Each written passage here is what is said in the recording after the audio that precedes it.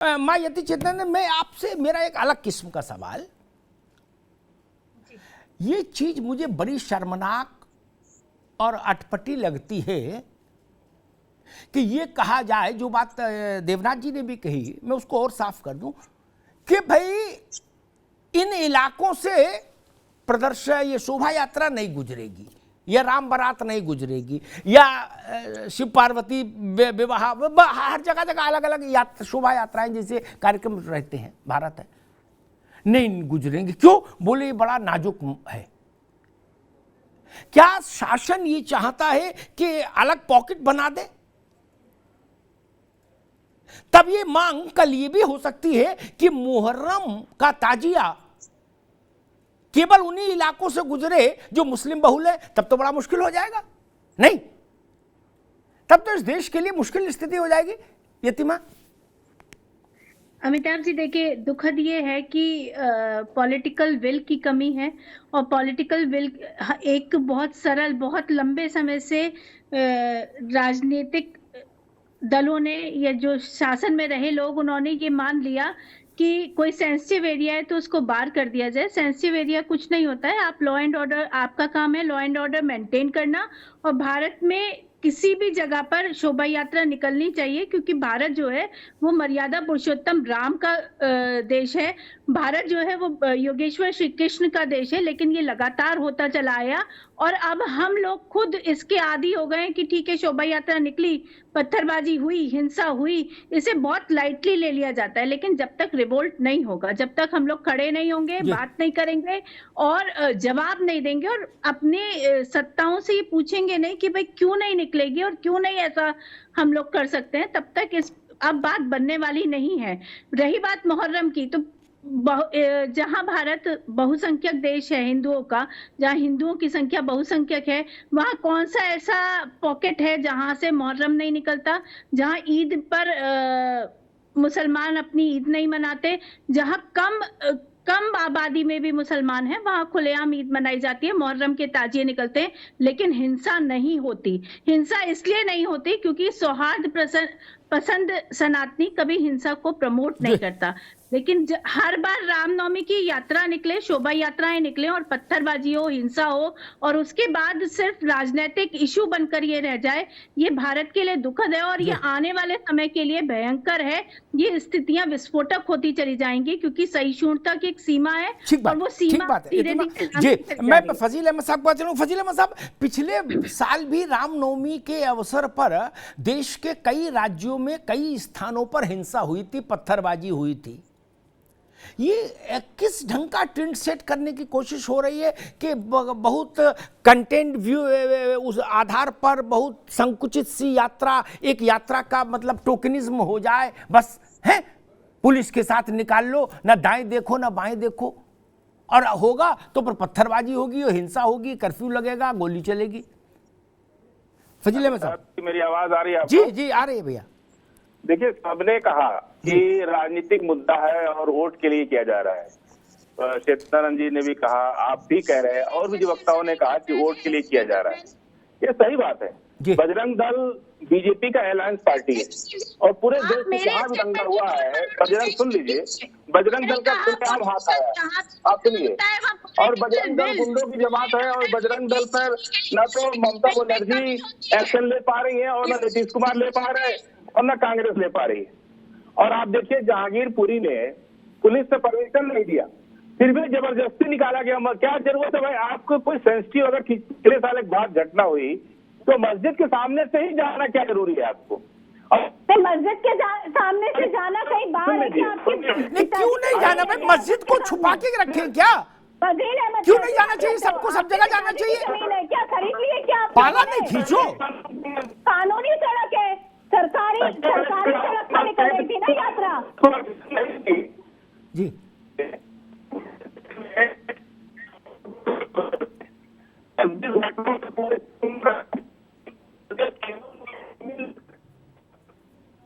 आपकी आवाज फजील भाई कुछ गड़बड़ कर रही है। जी मुझे लग रहा है कुछ तकनीकी समस्या है इसको देखिए। देवनाथ जी, वही मसला है जो बड़ा खिन्नता पैदा करता है कि भाई वहां से मत निकलो, यहां से मत निकलो, यहां से मत निकलो। ये देश को क्या ऐसा कर देंगे कि भाई आपके लिए निकलने के लिए अब एक ही जगह बची, यहीं से निकल लो, यहीं घूम लो। जैसे कुएं की परिक्रमा करके मान लिया जाता था कि सारी परिक्रमा हो गई, ऐसी स्थिति पैदा होगी क्या देश में? ये शासन की जिम्मेदारी है कि मस्जिद से निकले, गिरजाघर से निकले, मंदिर से निकले, वहां सुरक्षा हो, निकालने वालों की भी सुरक्षा हो और जो लोग वहां रहते हैं उनकी भी सुरक्षा हो। देवनाथ जी नहीं। अमिताभ जी देखिए, अपने ये डिबेट में सामने बात आ गई कि मस्जिद के सामने नहीं निकालनी चाहिए। मस्जिद कहाँ है? अरे भाई भारतवर्ष में है। यहाँ आप टीवी पे बैठ के यही बातें कर रहे हैं। आपके अंदर जो आपकी जो मानसिकता है, आपकी जो सोच है वो सामने आ रही है। भाई मस्जिद के सामने क्यों नहीं निकलनी चाहिए? अगर कोई मंदिर के सामने से निकल रहा तो उसमें प्रॉब्लम क्या है? अगर मस्जिद के सामने निकल रही तो उसमें प्रॉब्लम क्या आ रही है?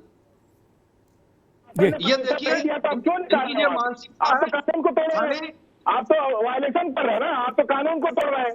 जब पुलिस ने कह दिया कि आपको परमिशन नहीं दी जाती उस एरिया में जाने की, तो आप जबरदस्ती कानून को तोड़ रहे हैं और कहते हैं कि हम तो कानून को मानते हैं, हम तो संविधान को मानते हैं। तो फिर फजील साहब, आपको ये परमिशन कानून ने दे दी कि अगर वहाँ से यात्रा निकली तो उस यात्रा पर पत्थरबाजी होनी चाहिए। तो कानून ने आपको लिखित में ये परमिशन दी कि अगर हिंदुओं की यात्रा रामनवमी की निकले तो आप उस पर पत्थरबाजी करें। ये कानून एक मिनट सब लोग रुके। फजील भाई एक मिनट रुके। एक बहुत मैं झाऊ नहीं, स्पष्ट बात हो, जनता समझे। हम लोग इसलिए बैठे कि जनता समझे कि हमारा दृष्टिकोण क्या है। एक सवाल खड़ा करता हूं। जहांगीरपुरी का उल्लेख कर रहे हैं फजील अहमद साहब, ठीक है, मैं उनकी बात को प्रामाणिक मानता हूं कि पुलिस ने अनुमति नहीं दी, फिर भी शोभा यात्रा निकली। ओके, ये चैप्टर क्लोज किया। अब दूसरा चैप्टर, पुलिस ने जिस शोभा यात्रा को तकनीकी परमिशन नहीं दी उस पर पत्थर चलेंगे क्या? ये कौन सा तर्क है? वो लावारिस हो जाएगी शोभा यात्रा भारत में कि नहीं इनको सब लोग लूटो पीटो जूता मारो, कोई समस्या नहीं। बोले इनको परमिशन नहीं इनके पास। क्यों भाई, ये कैसे तर्क हो जाएगा? आदमी सब्जी लेने जाता है तो पुलिस की परमिशन लेके तोड़ने जाता है, उसका मर्डर कर देंगे क्या? जवाब दो या नहीं, एक से रुकिए धानी जी, मसला यही है। कोई अपना घर में भागवत कराता है, कलश यात्रा निकालती है महिलाएं, पुलिस से तो परमिशन नहीं मांगी जाती, तो बोले नहीं इनको मार सकते हैं। क्यों? बोले इनके पास परमिशन नहीं। ये कैसा हिंदुस्तान बनाना चाहते हो भाई? ऐसे तर्क मत दीजिए, कटुता बढ़ जाती है। जी दानिश जी बोलिए, क्या कहना चाहते हैं, फिर मैं मनोज पंडित जी के पास चल रहा हूं। जी बस देखिए, आपने बहुत अच्छी बात की है, लेकिन दिक्कत क्या है अमिताभ जी, आप जो बात कर रहे हैं वो बात तो सही है, लेकिन यहाँ कुछ पैनलिस्ट बैठे हैं, वो जिस संस्थानों से एफिलिएटेड हैं उनको तो किसानों का आंदोलन भी फिर खालिस्तानी लगता है, चाहे उसकी परमिशन हो ना हो, या फिर सीए और उसका आंदोलन भी। तो दिक्कत क्या है कि आपकी सहूलत के मुताबिक आप परमिशन को जायज भी ठहरा देंगे कि भाई बिना परमिशन के निकाली तब भी कोई बात नहीं है, और दूसरी तरफ अगर कोई और निकालेगा तो फिर आप उसमें तर्क निकालने लगे। तीसरे नंबर की बात ठीक, आगे आपके बात आगे। ये मसला ही नहीं था, आगे मैं मनोज पंडित के पास चलता हूं। ये दानिश साहब के पर एक टिप्पणी, ये मसला नहीं था, सवाल था परमिशन नहीं ली वो उसके लिए फिर देवनाथ जी जिम्मेदार है। एक मिनट, आप आगे आपके बात, उसके लिए देवनाथ जी को सजा दीजिए अगर ये प्रोसेशन निकाल रहे हैं, लेकिन उसके लिए किसी को ये छूट नहीं हो सकती कि आप लाठी डंडा मारो इनको, आप इन पे पत्थर फेंको। पक्षों का नाम खराब हुआ, ये नहीं चलेगा, समझिए, ये नहीं चलेगा।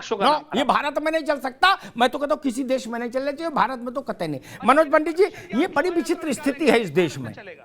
भाई लूटो पीटो मारो, बोतल फेंको, कांच फेंको, है तमंचा चलाओ, और कह दो इसलिए चला क्योंकि इनके पास तो परमिशन नहीं थी। जिसको परमिशन नहीं वो अनाथ है क्या? नहीं, ये शक्ति प्रदर्शन करते हैं, ये इस बात से ये जताना चाहते हैं कि हम कितने ताकतवर हैं, हमारी सोच कहां पर है और हम कहां खड़े हैं। आप जैसे अभी बताया कि जब इनकी ताजिए निकलते हैं या कुछ भी निकलता है, वो कहीं से भी निकले, कोई रोकता है क्या? आपने कोई ऐसी घटना मुझे बता दीजिए, अगर इतिहास में भी कहीं हुई हो कि किसी हिंदू ने इनके ऊपर पत्थर चलाए हों या कुछ ऐसा काम किया हो। कभी कोई ऐसी घटना नहीं हुई। अगर आप हम ही लोग कुछ करते हैं तो क्यों ये पत्थर चलाने की बात करते हैं, या क्यों उस आदमी के घर को जलाने की बात करते हैं जहां पर ये चीज नहीं होनी चाहिए? तो इससे ये दर्शाया जाता है कि इनकी मानसिकता क्या है, ये करना क्या चाहते हैं। अभी मेरे मित्र इतने बढ़िया दानिश भाई कि किसान क्यों बैठ गए और सीआईए की बात क्यों कर रहे हैं। अरे सीआईए आपने चलाया 10 महीने, 12-11 महीने, और उस रोड को बंद करके बैठ गए जहां से लाखों लोग रोज गुजरते थे। तो मेरा मानना यह है कि आप भी इसी देश के नागरिक हैं और लोग भी इसी देश के नागरिक हैं। मस्जिद कोई पाकिस्तान में थोड़ी बनी थी, मस्जिद हिंदुस्तान में बनी थी। और मस्जिद कहां नहीं है, हर मोहल्ले में, हर घर के सामने मस्जिद बनी है। तो क्या आप निकलना बंद कर देंगे वहां से?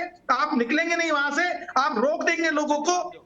तो मेरा मानना यह है कि ऐसी कोई बात मत करो जिससे कि देश को बांटने की बात, देश को जोड़ने की बात करें। एक मिनट रुके। एक पार्लियामेंट जो संसद भवन है अभी जो चल रहा है, नया बन रहा है वो तो छोड़ दिए, अभी जो चल रहा है उसमें उससे मेरे ख्याल से 1000 कदम की दूरी पर एक बड़ी मस्जिद है। देश की सबसे कीमती जगह पर है वो मस्जिद, ठीक, जहां से पूरा देश चलता है, ठीक। वहां सब गुजरते हैं, ये तर्क तो नहीं चलेगा बोले इधर से नहीं गुजरोगे। अरे ये मंदिर मस्जिद इसलिए बनाए कि प्रेम रहे, प्राणी में सद्भाव रहे, इसलिए बना कि नहीं हम पत्थर फेंकेंगे।